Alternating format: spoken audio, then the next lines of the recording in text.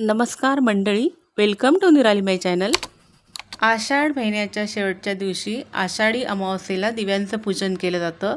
यालाच दीप अमावस्या असं देखील म्हणतात. तर आज दीप अमावस्या आहे. तर हे दीप अमावस्या कशी त्याचं पूजन केलं जातं, तर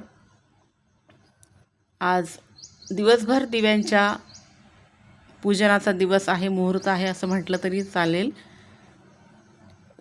संध्याकाळी जास्त करून दिव्यांची पूजा केली जाते. संध्याकाळी अंधार पडतो, लक्ष्मी घरात यायची वेळ झालेली असते. अशा वेळेस आपण दिवे प्रज्वलित करून त्यांची पूजा केली तर ती जास्त योग्य असते. तरीसुद्धा ज्यांना सकाळी वेळ आहे त्यांनी सकाळी, ज्यांना संध्याकाळी त्यांनी संध्याकाळी ही दिव्यांची पूजा करावी. पूजा कशी करावी, तर आपण घर आधी स्वच्छ झाडून पुसून घ्यायचे आहे. देवाजवळची जागासुद्धा झाडून घ्यायची आहे. घरातील सर्व दिवे आणि जे आपल्या घरात तांब्याचे आहेत, पितळीचे आहेत, चांदीचे आहेत, मातीचे दिवे आहेत, पणत्या आहेत, आपण त्या सर्व स्वच्छ करून घ्यायच्या आहेत, लखलखीत करून घ्यायच्या आहेत, घासून घ्यायच्या आहेत, पुसून घ्यायच्या आहेत. आणि मग ते दिवे तूप किंवा तेल याने आपण ते दिवे भरून घ्यायचे आहेत. कापसाच्या 2 डबल माती त्यामध्ये घालायच्या आहेत, किंवा तुपाचा दिवा असेल तर फुलवात त्यात घालायची आहे.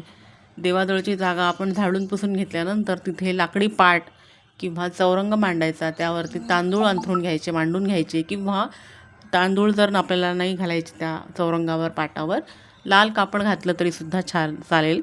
लाल कापड त्यावर मांडून सर्व लखलखीत स्वच्छ केलेले दिवे तेल तूप त्यात घालून त्या पाटावर किंवा चौरंगावर ठेवायचे आहेत. आणि मग काही ठिकाणी कणकेचे दिवेसुद्धा केले जातात.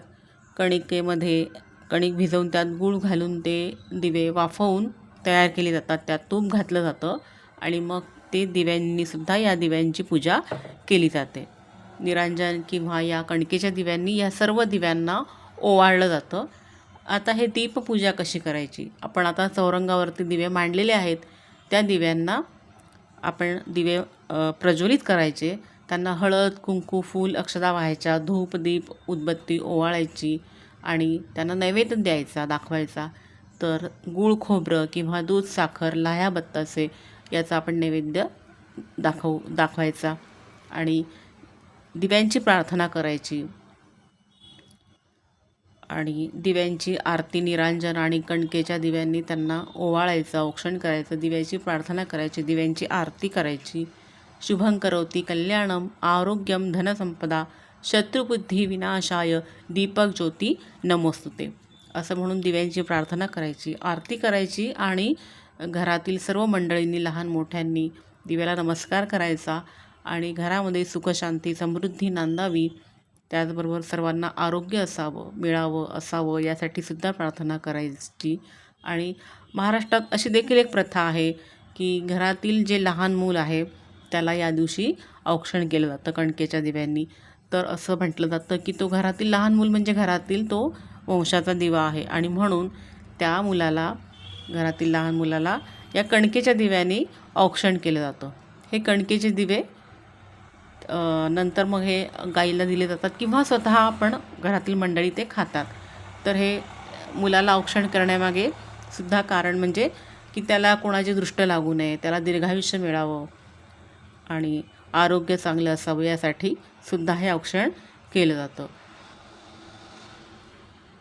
दिवा हा अंधार नाहीसा करणार आहे, प्रकाश दाखवणार आहे, दिशा दाखवणार आहे आपल्याला. आणि म्हणून त्याच्याबद्दल कृतज्ञता व्यक्त करण्यासाठी हे दीपपूजन केलं जातं. आपल्या सर्वांना दीप अमावस्येच्या खूप खूप शुभेच्छा.